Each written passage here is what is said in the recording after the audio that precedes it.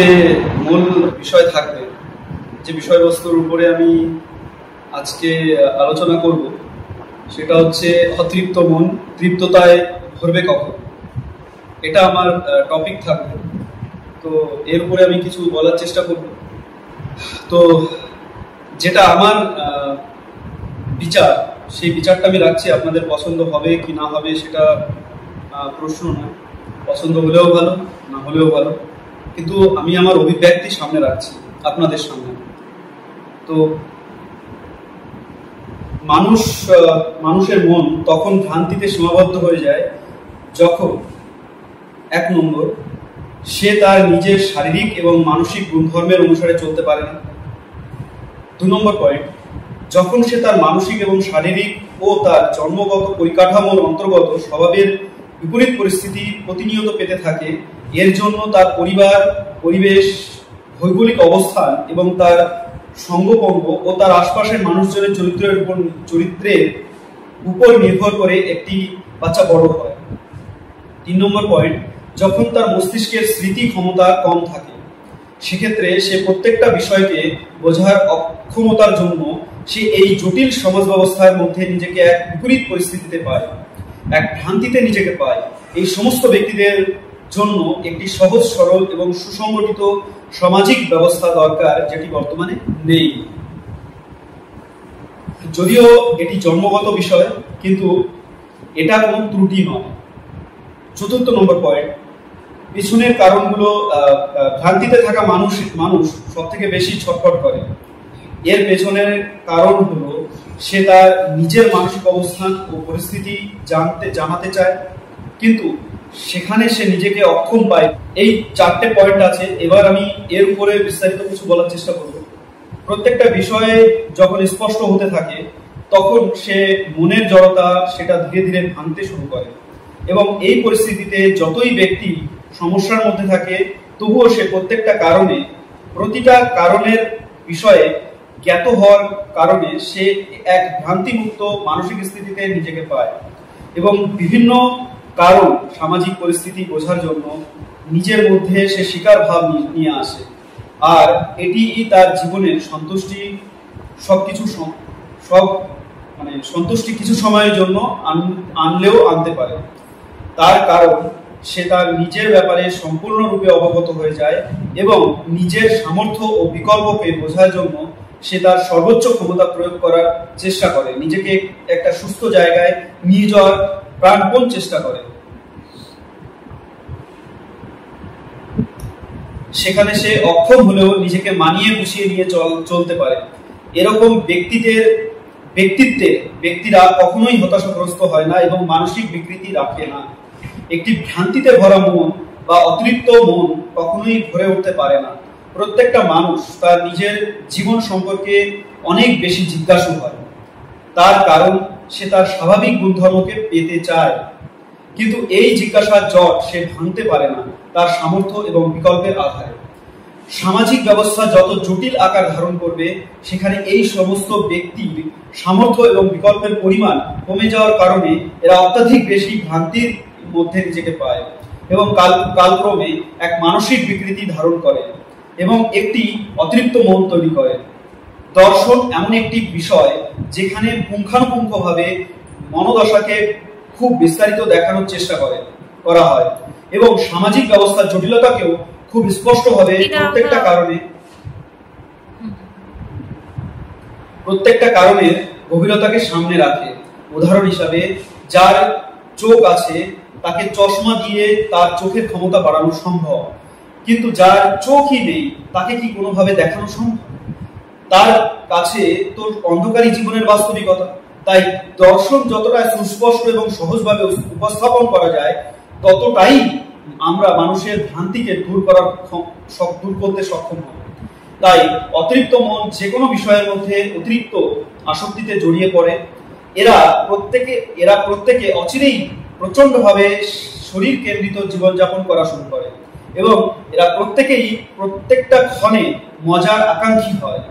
একটি বিকৃত মানসিকতাই অতৃপ্ততা বহন করে। এরা নিজের মধ্যে কোনো রকম পরিস্থিতিতেই শান্তি এবং সন্তুষ্টি আনতে কখনোই পারে না। এবং এই কারণে ভ্রান্তিতে ভরা মন অত্যন্ত বেশি অসংবেদনশীল, নির্দয়ী, হিংসুক, ঈর্ষাতে ভরা মন, নিজের থেকে বেশি অন্যের প্রতি ধ্যান, করুণাহীন, সর্বদা নিজের সঙ্গে সবকিছু তুলনার ভিত্তিতে দেখা, হয় অত্যাধিক আত্মবিশ্বাসী, নতুবা হীনমন্যতায় ভুক্তভোগী। কিন্তু যেহেতু নিজেকে সঠিকভাবে জানে না, তাই অন্য মাধ্যম হিসাবে নিজেকে ভরার এক অন্তহীন পরিকল্পনা, সর্বদা নিজেকে প্রমাণ করার মানসিকতা, সেখান থেকেই সে নিজেকে এখনো জানতে পারে না। খুব শীঘ্রই বিভিন্ন বিষয়ের সাথে অত্যাধিকবার বেশি আসক্তি হয়ে যাওয়া, যেটা অচিরেই হয়ে যায় নেশায় পরিণত মনোকামনা, মনোবাসনা। জীবনে সন্তুষ্টি না থাকার কারণে শান্তির অবস্থানকে না বুঝতে পারা, তাই অতৃপ্ত তার আগুনে ছটফট করতে থাকা, বাইরে থেকে কিছু ভরার নিরন্তর প্রয়াস, যেটা তার কল্পনার আধারিত এক শান্তির খোঁজ, সর্বদা খিটমিটে মেজাজ, যেন এক অশান্ত মন, নিজেকে সর্বদা এক বিশেষ স্থান দেওয়ার অভিলাষা, সম্মান এবং প্রতিষ্ঠা পাওয়ার তীব্র ইচ্ছা, যার কারণে অন্যের প্রতি অসম্মান এবং অশ্রদ্ধা জ্ঞাপন করা। এদের কাছে নিজস্ব বিচারবুদ্ধি খুব অস্পষ্ট, কারণ নিজের ব্যক্তিত্বের সাথে অপরিচিত, তাই খুব শীঘ্রই এরা প্রভাবিত হতে দেখা যায়। এরা যেহেতু নিজের ব্যাপারে ভ্রমিত, তাই প্রতিক্ষণে তার সমকক্ষ মানুষদের নিচে নামানোর প্রচেষ্টা, এবং যার কারণে এরা অন্যের ক্ষতি করতেও দুপা পেছায় না। এরা যেহেতু নিজেকে ভালো রাখতে জানে না, তাই অন্যের ভালো দিকটাও বুঝতে পারে না, তাই অন্যকেও ভালো রাখতে জানে না। এখন এর উপায়, নিম্ন চেতনার মানুষদের কোনোভাবেই উত্থান সম্ভব নয়, কারণ তাদের প্রাকৃতিক গুণধর্ম আগে থেকেই নিশ্চিত এবং সীমিত। এতে এদের কোনো গুণ নেই। এদের সাপেক্ষে সমাজ ব্যবস্থাকে সরলতম জায়গায় নিয়ে গেলেই তবেই এদের উত্থান সম্ভব। দ্বিতীয় আর কোনো রাস্তা নেই।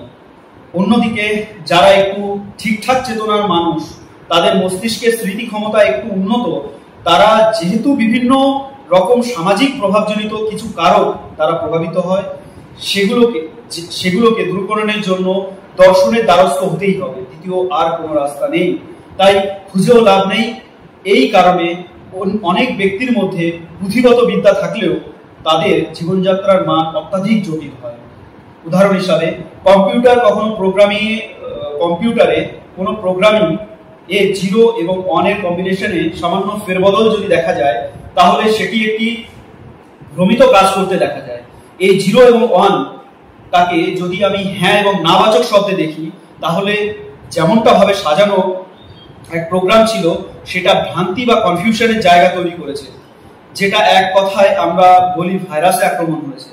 আর যে ব্যক্তির জীবন শুরু থেকেই ভাইরাসে আক্রমণ, সে তার পরবর্তীতে যতগুলোই কাজ করবে, প্রত্যেকটা কাজই ভ্রান্তিতে ভরা থাকবে। তখন দরকার হয় ভাইরাসে, কিন্তু নির্ভর করে কম্পিউটারের প্রসেসর এবং র্যামের ক্ষমতা এবং কার্যকারিতার উপরে। মোদ্দা কথা এটাই যে ভ্রমিত হলে ব্যক্তি বিকৃত হয়, এটাই স্বাভাবিক। আর পুরো সমাজ অবস্থার জন্য বেশিরভাগ মানুষই বিকৃত। তো আপনাদের হয়তো আমার কথা, এই যে পুরো যে বিষয়গুলো বললাম, হয়তো ভালো নাও লাগতে পারে, এবং আপনাদের ভিন্ন মত হতে পারে। আমি চাইবো আপনারা কমেন্ট বক্সে ওখানে আপনাদের মতামত বা জিজ্ঞাসা যদি থাকে বলবেন। আপনারা জিনিসটাকে ছোট হিসেবে করবেন না, যে অট্টহাস্যি করলেন বা ব্যঙ্গ করলেন, এগুলো করবেন না। যদি কোনো কিছু প্রশ্ন থাকে, আমি আমার যে বিচার সেটা আমি রেখেছি, আপনাদের যদি কোনো প্রশ্ন থাকে আপনারা রাখতে পারেন।